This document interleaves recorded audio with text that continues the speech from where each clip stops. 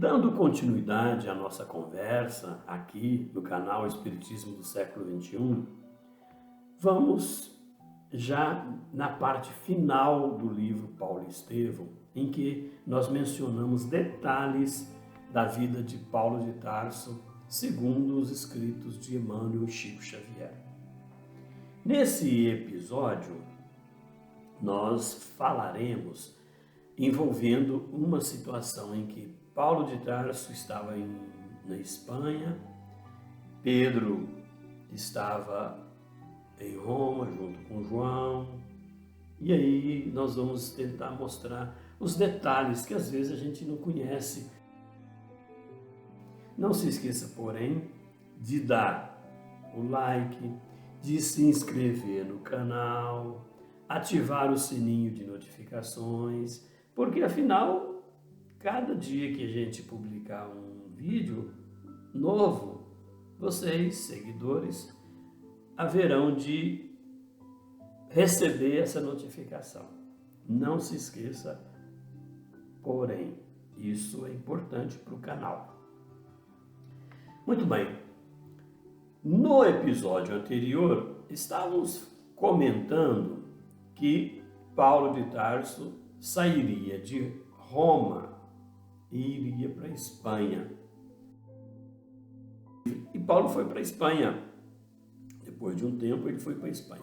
Eu só quero lembrar o seguinte: nos evangelhos, nas cartas de Paulo, nos Atos dos Apóstolos que estão na Bíblia, não cita esse momento em que Paulo vai para a Espanha. No entanto, ele fica algum tempo na Espanha divulgando o Evangelho de Jesus, especialmente naquela época, Evangelho de Mateus. Então, ele levou as ideias para a Espanha naquela época muito antiga, obviamente, no século I depois de Cristo. E ele estava lá, visitou parte das Gálias, em todo o território espanhol, participou muito tempo numa região chamada Tortosa, na Espanha. Em todo lugar, Paulo de Tarso era recebido com carinho devido à ideia que ele trazia, que era Cristo Jesus. Ora, em Roma, todavia, a situação prosseguia cada vez mais grave, porque estavam sempre perseguindo os cristãos. E tinha um chefe da prefeitura dos pretorianos chamado Tigelino. Esse Tigelino, se a gente observar, ele foi um personagem muito complicado na vida dos cristãos. O nome dele era Sofônio Tigelino. Era um político romano que serviu como prefeito dos pretorianos, comandante da guarda pretoriana do Império Romano, durante o reinado de Nero. E a sua carreira e as ações o tomaram como uma figura controversa, infame na história romana. Esse Tigelino, ele era terrível seguidor, obviamente, do Império Romano, né? Então, esse Tigelino, ele era o grande amigo de Nero, né? Era conhecido pela sua crueldade, ganância, depravação.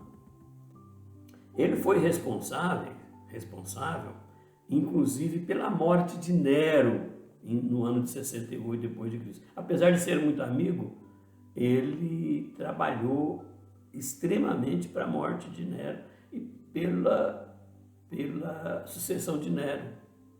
E além do mais, ele foi um dos grandes responsáveis pela perseguição dos cristãos iniciais. Ele era muito amigo de Nero, amigo que depois tramou a morte do próprio imperador. Mas tá bom, ele era o prefeito dos pretorianos. E esse Tigelino, nessa época, ele acentuou o terror entre os discípulos de Jesus. Os discípulos que eu digo, aqueles que seguiam Cristo. Enquanto isso, Paulo de Tarso estava na Espanha, né? Então, nisso, os cristãos eram presos, os cristãos eram assassinados, e Simão Pedro ficou em Roma, juntamente com João o evangelista. João era muito jovem, ele estava com Pedro lá em Jerusalém. João tinha ido para Éfeso, nós já até conversamos isso anteriormente, né? Então Simão Pedro era uma figura de relevo no movimento, não tinha descanso lá em Roma, principalmente pela perseguição de Tigelino e dos defensores e os prepostos de Nero, não é? Então, o espírito poderoso de Simão Pedro sobrepunha a todas as vicissitudes e desempenhava os mínimos deveres com devotamento máximo à causa da verdade, à causa do Cristo. Assistia os doentes, pregava nas catacumbas, porque naquela época era um lugar escondido que poderia reunir, que os soldados romanos não vissem, né? Percorria longas distâncias, sempre animoso, satisfeito.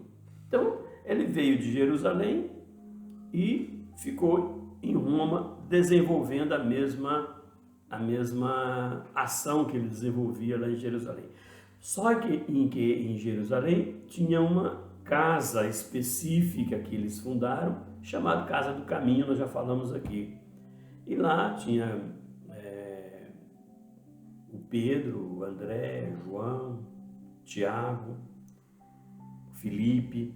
Quando o Pedro e o João vieram para Roma, ficou responsável pela organização da Casa do Caminho Tiago.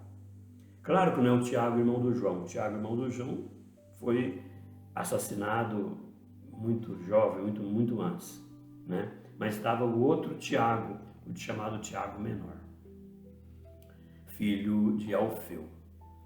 Tigelino, então, grande inimigo dos prosélitos de Jesus de Nazaré, buscava agravar a situação por todos os meios ao alcance de sua autoridade odiosa e perversa.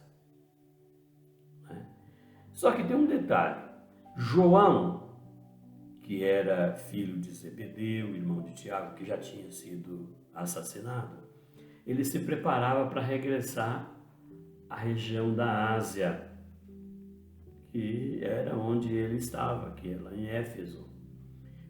Quando então um grupo de perseguidores que eram juntos com Tigelino e com o Império Romano, ocorreu em uma pregação carinhosa e inspirada. Perdão. João estava fazendo uma pregação para um grupo de seguidores e esses soldados pretorianos vieram, né? E ele estava fazendo uma despedida da região, porque ele tinha que voltar para a Ásia, para Éfeso, né? Então, ele estava ali conversando com os confrades, numa alegria, numa inspiração que ele sempre tinha, né? Então, a partir daí, dessas atenciosas explicações, no meio da população, João foi preso e açoitado impiedosamente. Com ele, dezenas de irmãos foram também trancafiados nos cárceres imundos da prisão do Esquilino. Essa prisão ainda tem resíduos arqueológicos dela hoje na Itália. Então João foi preso. E aí a coisa começou a complicar. Como proceder em tão difíceis circunstâncias? Pedro, que era o líder, que era o chefe, ficou muito preocupado. Recorreu a algumas relações prestigiosas da cidade, mas ele era cristão, ele não tinha muito jeito, muitas pessoas que pudessem intervir para libertar o seu amigo, o seu irmão do coração, chamado João. Esse João é o João evangelista, né, que a gente está falando. Tinha uns cristãos de posição financeira melhor, só que eles se omitiam de medo, né, porque o cristianismo estava espalhando, mas eles tinham medo. E Pedro não conseguiu. Só que Pedro não desanimou, ele precisava libertar João. João estava preso num cárcere, junto com outros, né? E ele tentou de toda maneira, buscou reunir apressadamente uma assembleia de amigos íntimos para examinar o caso. No meio dos debates, alguém lembrou de Paulo, só que Paulo não estava mais em Roma, Paulo estava na Espanha.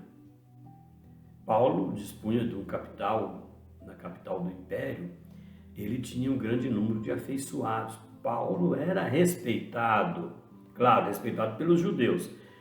Os outros romanos, às vezes, tinham receio, porque Paulo tinha uma força política, já que a própria Popéia Sabina tinha intervido na sua liberdade quando ele foi julgado pelo grupo do imperador Nero. Entretanto, no caso da sua absolvição, ele teve uma ajuda da Popéia Sabina. Quem que é essa Popéia Sabina? Se a gente observar na história, a gente vai ver. Era uma figura influente na Roma do século I. Era uma mulher influente. Ela foi uma mulher formada de grande beleza, ambição, viveu no primeiro século, né? Claro, né? Ela teve um papel significativo na política romana. Então, essa Popéia, ela foi esposa do segundo casamento com Nero, com o imperador. E ela influenciou Nero em diversas decisões políticas, incluindo a perseguição dos cristãos. Ela advogou um pouco a favor dos cristãos, mas a perseguição continuava. Então, como Popéia Sabina tinha um certo respeito por Paulo de Tarso, logo Pedro, ou Simão Pedro, pensou em pedir socorro para Paulo para que pudesse libertar João. Inclusive, o incêndio de Roma, que foi feito por Nero naquela época, ela foi uma das maiores influenciadoras. Alguns historiadores dizem que ela foi responsável pelo incêndio, o famoso incêndio de Roma, que todos nós conhecemos. Bom, sabendo disso, muitos militares, né, eram admiradores dela, porque ela era influente, né? Acácio Domício, que dispunha de valiosos empenhos junto aos pretorianos, era o seu amigo dedicado. E esse Acácio Domício, ele ajudou tremendamente na libertação de Paulo de Tarso. Ele tinha uma dedicação incondicional à Popéia. Ninguém melhor do que Paulo de Tarso poderia incumbir da delicada missão de salvar o prisioneiro João. Por quê? Porque Paulo tinha uma facilidade de conversar com Domício, e esse Domício tinha uma força influente com Popéia. Então, logo Pedro pensou, seria razoável pedir ajuda a Paulo. Só que Paulo não estava ali, né? Paulo estava onde? Estava na Espanha. Bom, comentava-se um caráter urgente de resolver alguma coisa. Naquela época, a perseguição dos cristãos estava muito avançada. Vítimas eram aprisionadas, alguns eram submetido a queimaduras com azeite fervente. Alguns jogavam azeite fervente nos presos para intimidá-los. E Tigelino era um dos responsáveis por isso. Jogava as pessoas em caldeirões de azeite fervente. É um absurdo, né? Como alguém poderia ter uma atividade dessa? Se a gente observar na história, sempre aconteceu isso. Na perseguição dos primeiros romanos e depois dessa perseguição dos primeiros cristãos, e depois disso, a utilização de usar azeite fervente era comum. O azeite era lançado aos infelizes no poste do martírio. As pessoas ficavam presas, amarradas no poste e jogavam-se azeite fervente. Outras vezes os prisioneiros eram maniatados e mergulhados em grandes barris de água em ebulição. Ora, gente, isso era o absurdo que fazia com os cristãos. Esses encarcerados observavam essas operações, banhados em pranto silencioso, mas observava. Verificava a morte da vítima de um soldado, que um soldado encarregava de fazer, e aquilo absurdo. Inclusive aquelas vítimas que eram sacrificadas no azeite quente, na água quente, eles tiravam as vísceras, jogavam isso para os tanques de peixe. Era uma situação apavorante, né? E aí veio aquela situação. Será que compensava pedir ajuda de Paulo? A Espanha estava muito distante. Era possível que a vinda de Paulo pudesse resolver o caso de João? Ora, João sempre foi dito como o apóstolo querido de Jesus, né? Como todos, mas João tem um título de o discípulo amado. Pedro, então, considerou a oportunidade desse recurso e logo pensou que o prestígio de Paulo poderia ajudar, mas às vezes poderia até piorar a situação. Isso era o ano de 64 depois de Cristo. Você já fazia 30 anos e 31 anos que Cristo tinha desencarnado. Paulo já tinha trabalhado muito, já estava no final do seu messianato, né? Já era no ano de 64. Bom, nisso então, um irmão que se tornara muito devotado e cooperador de Paulo em Roma, foi mandado à Espanha com urgência e levou uma carta de Pedro mostrando para Paulo da necessidade dele voltar para Roma, porque precisava de solucionar o problema do João. O João estava preso. Já pensou se o João fosse assassinado ali naquele momento? Né? Então, Paulo estava nas suas atividades apostólicas, muito ativa, apesar de estar muito idoso, né? Muito cansado fisicamente. O movimento das epístolas, das cartas diminuiu, né? Mas não interrompeu de todo. Paulo continuava trabalhando, né? Timóteo tinha ido da Espanha para a Ásia, porque nós já falamos anteriormente, quando Paulo foi para a Espanha, levou Timóteo com ele. Só que Timóteo, de lá, ele voltou para a Ásia, para a região de Éfeso, hoje Turquia, né? Levando as cartas de Paulo, ajudando a difundir. Timóteo, foi um grande trabalhador e batalhador para Paulo, né? E para a difusão do cristianismo da época. Olha, então, quando planejava novas viagens na companhia de Lucas, eis que surge em Tortosa, onde Paulo estava na Espanha, o mensageiro de Simão. Lucas sempre estava junto com Paulo, sempre estava, né? Então Paulo lê a carta e resolve regressar a Roma imediatamente, por causa que o velho amigo Pedro e João, Paulo já conhecia João, já conhecia Pedro, aí quis voltar, quis ir para Roma, para fazer, se fizesse alguma coisa em benefício para libertar João.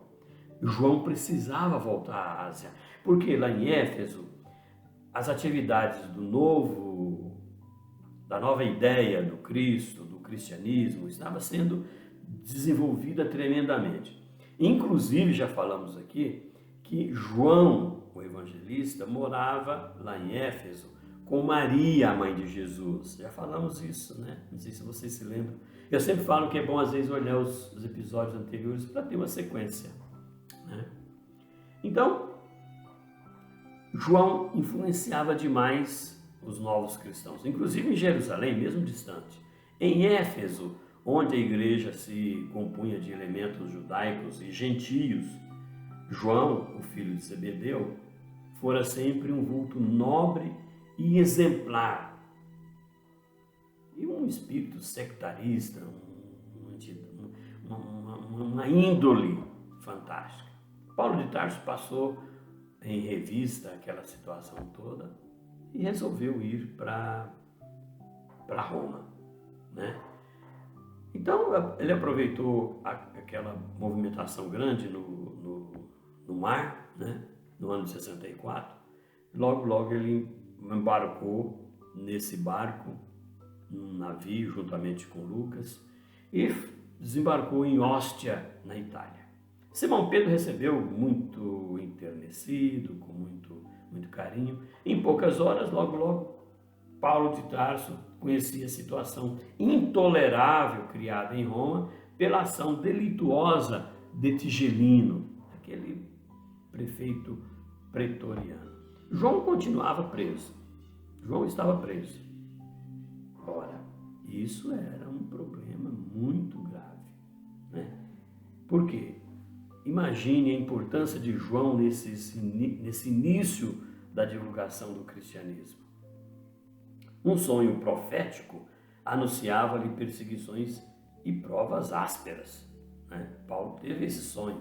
Numa das últimas noites, ele contemplara um quadro singular em que uma cruz de proporções gigantescas parecia envolver com uma sombra toda a família dos discípulos de Jesus. Então, enquanto Paulo dorme, enquanto a gente dorme, todos nós quando dormimos, o nosso espírito, nós mesmos, nós íntimos, nós desprendemos, o corpo fica descansando e desprende.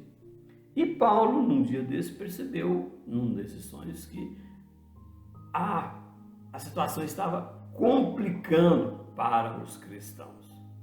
Apesar desses horizontes carregados, deliberaram uma ação conjunta para libertar o filho de Zebedeu, João. Apesar disso tudo, ele ia trabalhar para isso. Isso era junho de 64.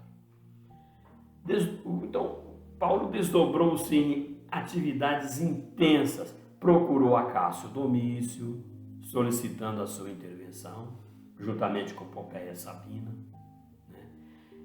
E isso criou uma certa situação meio desconfortável, porque os seguidores do Cristo, inclusive Pedro e mais outros seguidores ali próximos, acharam estranho, porque Pompeia Sabina não era bem vista pelos cristãos, porque era uma mulher depravada, uma mulher complicada, com adultério, era muito bonita, já era a esposa de Nero, a segunda esposa de Nero, né? Mas Paulo resolveu intervir e pedir, né, para que Domício, em conversa com Pompeia Sabina, pudesse intervir para libertar João. Paulo insistiu, não importa. O importante é que nós libertemos João, né? Ela era inimiga declarada dos cristãos, claro, mas ela tinha uma simpatia pelo judaísmo, apesar de ser romana, mas a força de Paulo de Tarso e de Domício, né, ajudou. Sem ocultar a admiração, prometeu atender Paulo ou atender Domício, apontando até as providências imediatas que ela ia tomar para que isso acontecesse. Os companheiros reprovaram esse contato com ela, né? Mas não tinha outro caminho para Paulo tomar. Não era louvável dirigir a uma cortesã dissoluta para impetrar um favor desse jeito, né? Popéia era uma mulher de vida notadamente dissoluta, banqueteava nas orgias do Palatino, caracterizava por sua luxúria escandalosa. Mas Paulo percebeu que era o caminho. A gente fala, né, meus caros, que sempre ocorrem intuições e inspirações para que faça as coisas, né? E isso foi ótimo, né? Paulo aceitou aquelas mofinhas e arguições das pessoas, né? Mas antes de tudo ele considerava necessário libertar João. João está, segundo Paulo ainda fala assim, João está relativamente moço, é forte, dedicado. O cristianismo na Ásia não pode dispensar a atividade construtiva dele. Ele estava tendo uma ação muito intensa na Ásia. Então era pertinente libertar João, não é? E ele questionou: por que considerais imprópria a solicitação de Pompeia Sabina? Tereis a mesma ideia se me dirigisse a Tigelino ou ao próprio imperador? Se eu dirigisse a Tigelino ou ao próprio imperador, jamais eles libertaria, né? Então isso, Paulo foi claro, né? E Paulo ainda fala assim: meus irmãos, é indispensável compreender que a derrocata moral da mulher quase sempre vem da prostituição do homem. Olha o que ele está falando. Muita gente fica falando que a mulher às vezes é prostituta, é uma mulher complicada e tal, mas isso, como diz Paulo, advém da prostituição do homem. O homem levou isso, né? O ser humano a induziu a fazer isso. Então, Paulo está dizendo o seguinte: não é culpa só dela, é culpa de outros que a levaram a fazer isso, né? Então, dessa maneira, com essas circunstâncias, Paulo de Tarso intervém e com isso João é libertado, né? Então ele falou dessa forma, né? Paulo de Tarso espalhou essa calma para todo mundo, né? E a Popéia conseguiu libertar João. Em 3 dias, João era restituído à liberdade. João estava muito abatido, os maus tratos que ele recebeu na prisão eram terríveis, né? Pedro ficou feliz com isso, porque o regresso de João logo foi estabelecido e ele voltou para a Ásia, com certeza. Ele voltou para trabalhar na igreja de Éfeso, que esperava ele rapidamente, né? A igreja de Éfeso estava aguardando o regresso dele. Jerusalém deveria contar com a sua colaboração desinteressada e amiga. João teve tempo para muitas considerações, porque Paulo, como que possuído de amargos pressentimentos, porque Paulo teve um sonho esperando que iria acontecer coisas piores ali, né? Ele foi para o porto de Óstio, o João foi para o porto de Óstia, e logo ele já saiu em direção à Ásia. O filho de Zebedeu, o João, embarcou nos fins de junho de 64, enquanto os demais amigos permaneceram em Roma para a boa batalha em prol do Evangelho. Então, aí Paulo ficou junto com Pedro, ficou ali trabalhando na divulgação. Multiplicaram-se as reuniões no cemitério, nas catacumbas abandonadas. Era ali que eles se reuniam, porque se fizesse uma reunião pública era perseguido e preso. Naqueles dias de sofrimento, as pregações pareciam inclusive mais belas, segundo Emmanuel nos traz. Paulo de Tarso e os cooperadores desdobravam-se em edificações espirituais quando a cidade foi sacudida de súbito por um espantoso acontecimento. Na manhã de 16 de junho de 64, irrompeu violento incêndio nas proximidades do grande circo de Roma. E esse incêndio mudou a história do Império Romano e do cristianismo. Nós vamos falar isso depois, na sequência. Por enquanto, não se esqueça de dar o like, de se inscrever no canal e logo, logo estaremos de volta. Um abraço e um beijo carinhoso no coração de cada um.